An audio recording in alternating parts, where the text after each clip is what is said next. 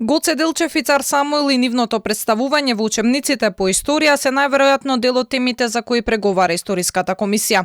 Ова е прва средба откако беа објавени препораките за менување на учебниците по историја и за заедничко чествување на светите браќа Кирил и Методи, Свети Клименти и Свети Наум и Цар Самуил. Ова е и прва средба за новиот член на комисијата Димитар Љоровски, кој доаѓа на местото на Ванчо Ѓоргиев, кој пак ја напушти комисијата обвинувајќи дека членовите работат под политички притисок.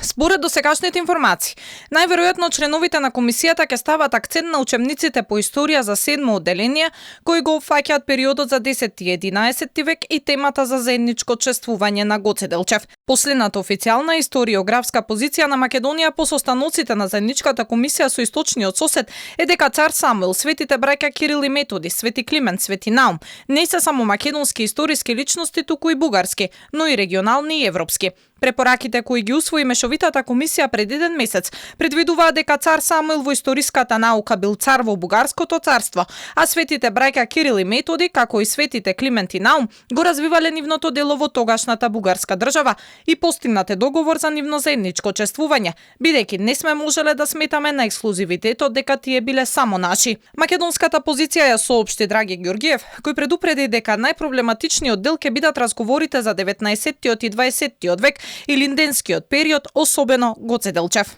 Тој период несомнено ќе биде